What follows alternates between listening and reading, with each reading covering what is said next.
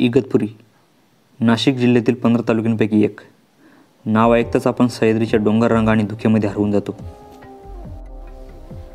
पर्यटन नगरी, fog city, नाशिकचे प्रवेशद्वार अशी अनेक विशेषणे लाभलेला नाशिकमधील इगतपुरी तालुका.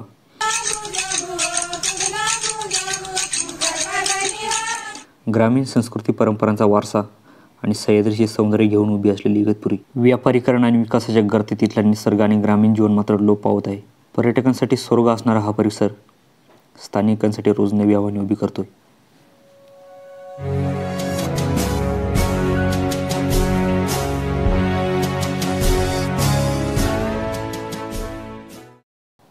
मुंबईकडून येताना कसारा घाट पार करून नाशिक जिल्ह्यात प्रवेश होतो.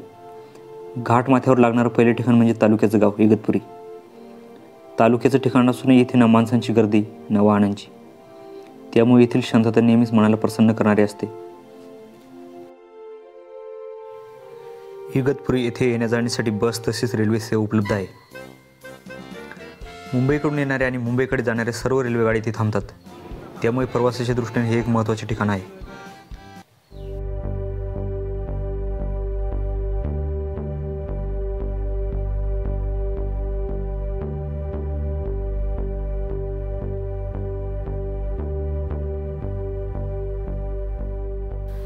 इगतपुरीला आंतरराष्ट्रीय ओळख मिळाली ते ठिकाण म्हणजे येथील विपश्यना केंद्र धम्मगिरी. सह्याद्रीच्या निसर्ग सौंदर्याने नटलेली इगतपुरी देश-विदेशातील पर्यटकांसाठी आकर्षण ठरत आहे.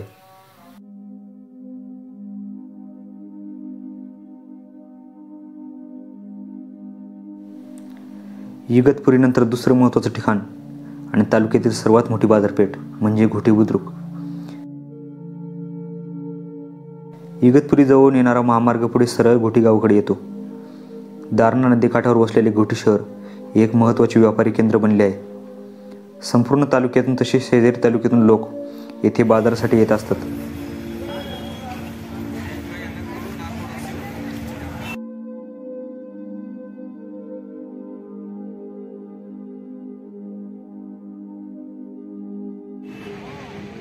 घोटी येथे पोहोचण्यासाठी आपल्याला रेल्वे आणि बस सेवा उपलब्ध आहे. राज्य परिवहन महामंडळ MSRTC द्वारे बस सेवा पुरवली जाते. येथील ग्रामीण जीवनचक्रात ST बस एक महत्त्वाचा घटक आहे.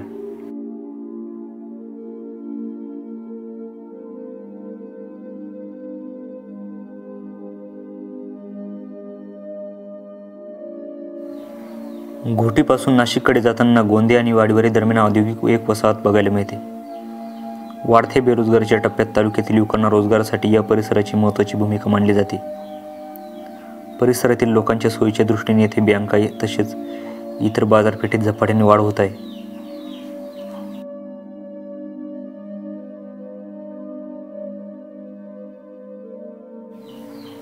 तालुक्यातील अजून एक बाजारपेठ आणि धार्मिक पर्यटन स्थळ म्हणून प्रसिद्ध असलेले ठिकाण सर्वतीर्थ टाकेद. घोटी इगतपुरीच्या परिसरापासून काहीसा दुरावलेले हे गाव आजही धार्मिक आणि शैक्षणिक वेगळेपण जपून आहे. येथे येण्यासाठी घोटी गावापासून बसची सुविधा उपलब्ध आहे. जटायू आणि महात्मा रावण यांच्यातील युद्धाचे प्रमाण म्हणून सर्वतीर्थ टाकेदला पौराणिक महत्त्व प्राप्त झालेले आहे. आतापर्यंत आपण तालुक्यातील महत्त्वाची ठिकाणे आणि बाजारपेठा बघितल्या, परंतु ग्रामीण लोकजीवन नेमकं कसं आहे हे बघण्यासाठी आम्ही हा प्रवास असा सुरू ठेवला.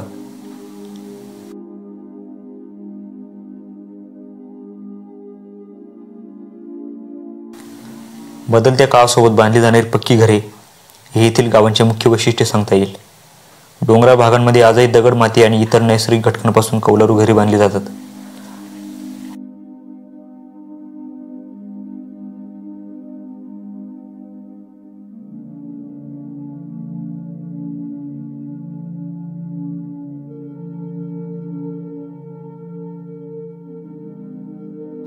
ग्रामीण जीवनमान उंचवण्यासाठी अडसर ठरणारे घटक म्हणजे रस्त्यांची दुरावस्था, निरक्षरता आणि बेरोजगारी.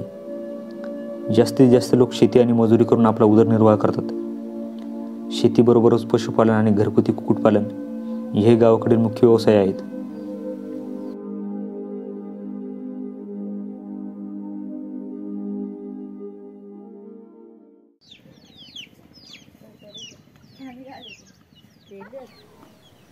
काळाच्या ओघात बऱ्याचशा परंपरा खंडित झाल्या, तरीही काही गावं आपली संस्कृती आणि लोककला जपून आहेत. इगतपुरी तालुक्यातील कावस्ते, आंबेवाडी, समनेरे अशा काही गावांमध्ये आदिवासी परंपरागत पोवाडा उत्सव साजरा केला जातो. यात विविध निसर्ग देवता आणि पौराणिक पात्रे साकारली जातात.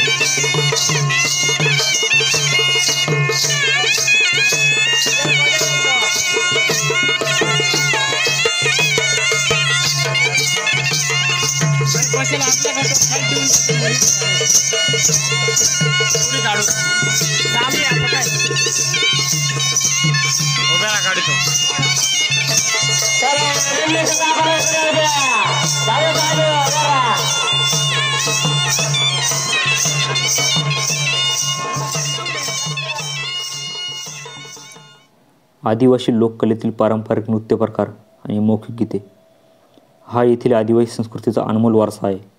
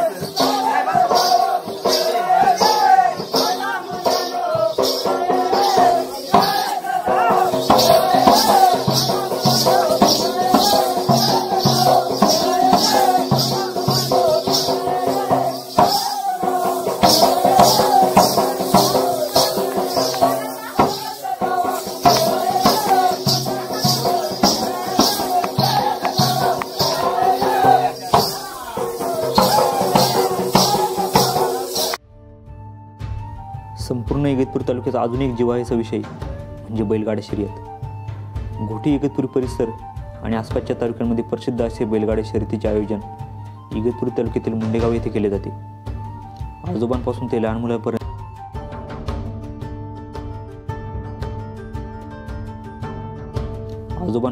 मुलांपर्यंत आपल्याला बैलगाडा शौकीन बघायला मिळतात, यात काही शंका नाही. 100% ग्रामीण लोकसंख्या शेती व्यवसायात असल्याने बैलजोड्यांचे पालन केले जाते. संपूर्ण तालुकाभर भात शेती असल्याने तांदळाची बाजारपेठ म्हणून घोटीला एक वेगळी ओळख मिळाली. पावसाळ्यातील या पिकामुळे निसर्ग सौंदर्यात अजूनच भर पडते. पर्यावरणाचे कुठलेही नुकसान न करता पारंपरिक पद्धतीने शेती केली जाते. मागील काही वर्षात बरेचसे शेतकरी बांधव बागायती पिकांना प्राधान्य देतात, ही समाधानाची बाब आहे.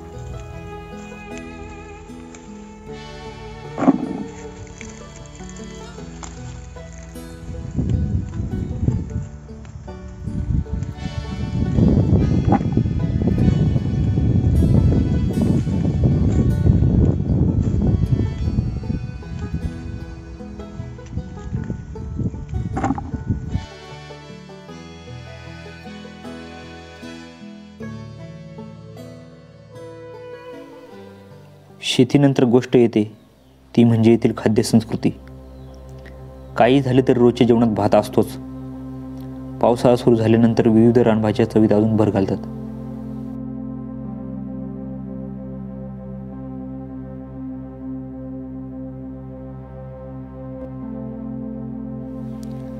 सह्याद्रीच्या अभेद्य भिंती, फेसाळणारे धबधबे, घनदाट जंगले, निसर्गापुढे अशून्य झालो. जैवविविधता आणि वनसंपदा यांनी समृद्ध असलेला इगतपुरी तालुका. येथील डोंगरांचे प्रवाह वाढवून अनेक धरणे बांधली गेली आहेत. दारणा नदीवरील दारणा धरण हा प्रमुख जलाशय आहे. भाम धरण, भावली धरण, वाकी, मुकणे असे अनेक धरण प्रकल्प उभे केले गेले. तरीही बऱ्याचशा गावांना भीषण पाणी टंचाईचा सामना करावा लागतो. तालुक्याच्या मुख्य ठिकाणापासून काही किलोमीटर अंतरावर असलेल्या गावाला जेव्हा विहिरीच्या तळाशी असलेल्या चिखलाचं पाणी पिण्याची वेळ येते, याहून अधिक दुर्दैव काय असावं.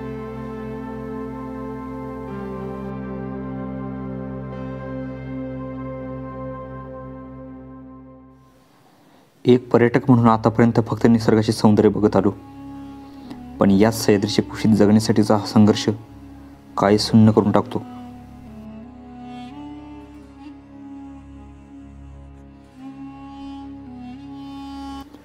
धरणानंतर मुद्दा येतो तो रस्त्यांचा. प्रवासाच्या दृष्टीने इगतपुरी रेल्वे स्थानक अत्यंत सोयीचे आहे. इगतपुरी रेल्वे म्हटलं की आठवतो फक्त कसारा घाट. 15 किलोमीटर अंतर, 6 बोगदे आणि 21 पूल असलेला थळघाट तयार होण्यास 15 वर्षे लागली.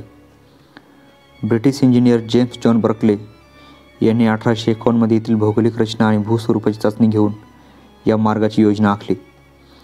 1865 साली पूर्ण झालेले बांधकाम आज साधारणतः 160 वर्षांच्या कालावधीनंतरही वापरात आहे. Really salute to those engineers.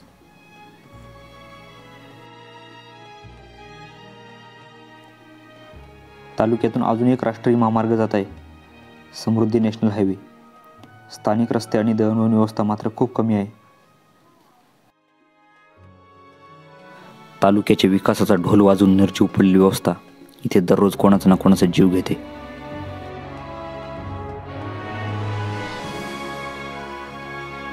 तालुक्यातील जमिनी संपादन करून मोठमोठे धरण प्रकल्प, महामार्ग तयार झाले आणि इथे स्थानिकांच्या आयुष्यात अंधार आला. 10 वर्षांपूर्वी ज्या जमिनी धरणात गेल्या, आज तेच भूमिहीन झाले. मग पाण्याचा काय उपयोग?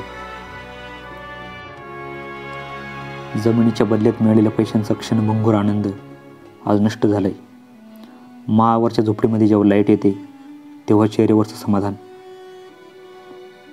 आज मात्र अख्खं गाव उजेडात आलं, पण गावाचं गाव पण संपलं. धरण प्रकल्पासाठी गाव स्थलांतरित होताना घरच नाही, तर तेथील पर्यावरण, स्थानिक परंपरा, संस्कृती सर्व काही ओरबाडलं जातं. विकासाचा झेंडा नाचवताना तुडवला जातो तो फक्त दुर्गम भागातील आदिवासी समाज. या सर्व चिखलातून वरती येण्याचा एकमेव मार्ग दिसतो, ते म्हणजे शिक्षण. तालुक्याचा विचार केल्यास प्राथमिक ते महाविद्यालयीन शिक्षणाच्या चांगल्या सुविधा आहेत. प्रत्येक गावात, वाडी वस्तीवर जिल्हा परिषदेची प्राथमिक शाळा आहेत. घोटी, इगतपुरी तसेच टाकेद या ठिकाणी अनेक विद्यार्थी महाविद्यालयीन शिक्षण घेतात. ही एक सकारात्मक बाजू आहे. याचबरोबर विविध क्रीडा स्पर्धांचे आयोजन दरवर्षी होत असते. मी माझ्या शाळेचे आणि गावाचे नाव उंचावण्याचा आटोकाट प्रयत्न करीन. खिलाडू वृत्ती, सचोटी, निकोप ईर्षा आणि खेळ भावना या गुणांचे तंतोतंत पालन करीन. तसेच सर्व सामन्यांमध्ये आम्ही प्रामाणिकपणे भाग घेऊन सर्व नियमांचे एकनिष्ठेने पालन करू. इगतपुरी तालुक्यातील पर्यटन स्थळांचा अभ्यास केला तर आपली सुरुवात होते कसारा घाटापासून. कसारा घाटातून वरती येताच आपल्याला घाटनदेवी मातेचे दर्शन होते.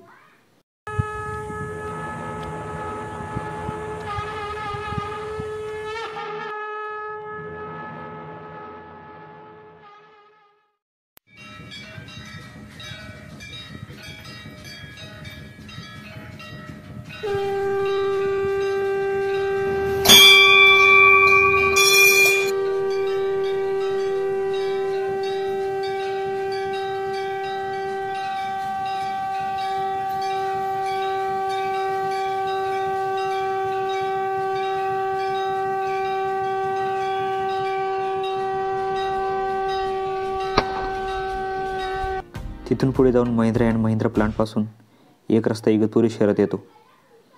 धम्मगिरी विपश्यना केंद्र एक जागतिक प्रसिद्धीचं ध्यान साधना स्थळ आहे. देश विदेशातील हजारो पर्यटक इथे भेट देत असतात.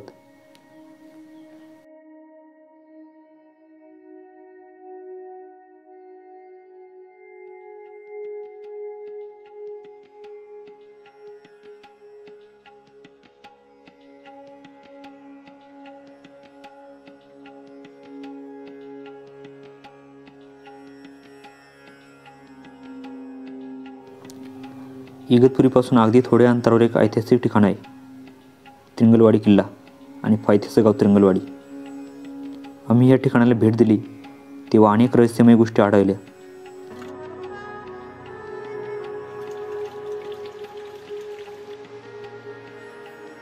ट्रेक सुरू करण्यापूर्वी पायथ्याशी एक जैन लेणी आहे.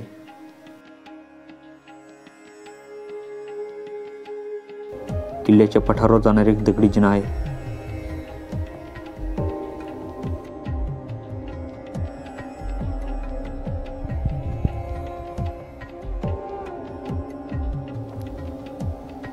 त्रिंगलवाडीनंतर पुढच्या टप्प्यात येतो तो कावणे किल्ला.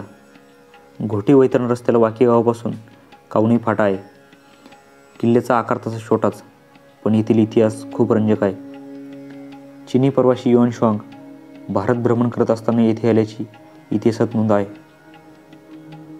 गडकिल्ले दुरुस्तीचा प्रश्न पुन्हा एकदा ऐरणीवर आला जेव्हा मागील पावसाळ्यात येथे भूस्खलन झाले. खरं तर ही नैसर्गिक प्रक्रिया आहे, पण त्यासाठी आपणही तितके जबाबदार आहोत ही गोष्ट नाकारता येणार नाही. कावणेहून माघारी फिरून आपण परत घोटीकडे येतो. तिथून जवळच खैरगावचा मूर्धन किल्ला आहे. पावसाळ्यात हा ट्रेक करणे म्हणजे स्वर्गच. हिरव्यागार गवताचे गालिचे अंथरल्यासारखे भासतात. या किल्ल्यावर काही अवशेष नाहीत, तरी बऱ्याचशा गोष्टी अजून अज्ञात आहेत.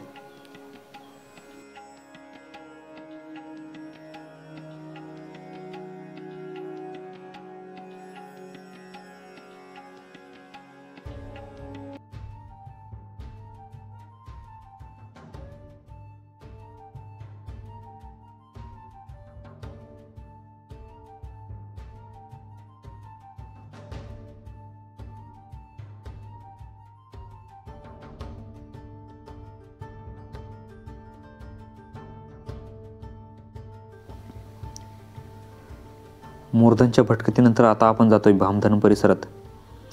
उन्हाळा आणि पावसाळ्यातील वातावरणात कमालीचा फरक जाणवतो. अतिशय दुर्गम भाग आणि अपरिचित धबधबे असलेले ठिकाण.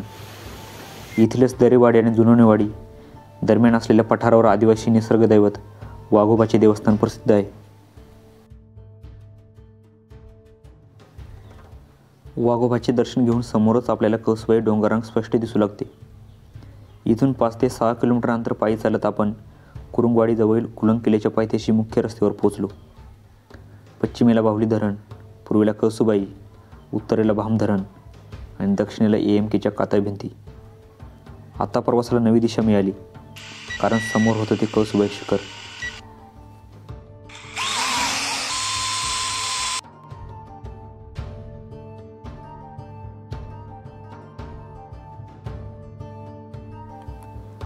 आंबेवाडी, खडकेद, इंदोरे असे एक एक गाव आम्ही पुढे सरकलो. 2023च्या जानेवारीत आपण कळसूबाई शिखराचा ट्रेक केला होता. अज्ञात वाटेच्या त्या शोधाने तो प्रवास अजूनही अंगावर काटा आणतो.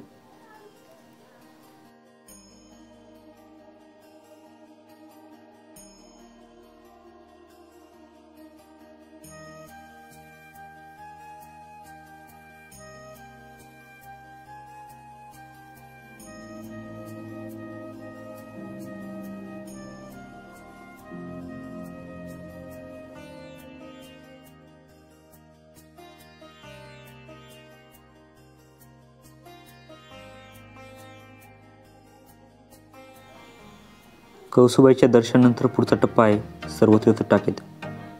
12 किलोमीटर अंतर पार करून आपण टाकेद गावात पोहोचतो.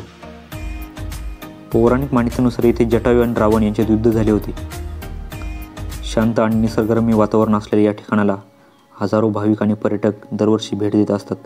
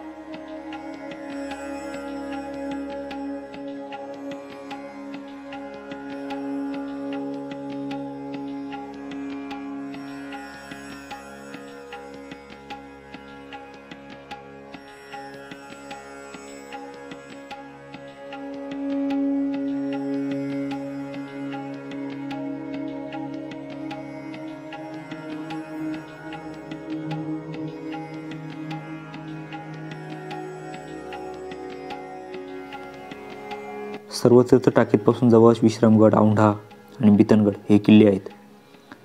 त्याचप्रमाणे आद्य क्रांतीवीर राघोजी भांगरे यांची इतिहासाने पावन झालेली बाळगीची माची हे ठिकाणी याच परिसरात आहे. या सर्वांची सविस्तर माहिती आणि प्रवास आपण पुढील व्हिडिओमध्ये बघू. तर मित्रांनो, आपल्याला इगतपुरी तालुक्याचा हा प्रवास कसा वाटला ते नक्की सांगा. आणि आपण जर इगतपुरी तालुक्यातून हा व्हिडिओ बघत असाल तर आपल्या तालुक्याची आणि परिसराची माहिती जास्तीत जास्त लोकांपर्यंत पोहोचवा. आपला हा प्रवास असाच सुरू राहील. भेटूया पुन्हा एकदा नवीन ठिकाणी नवीन व्हिडिओमध्ये. धन्यवाद.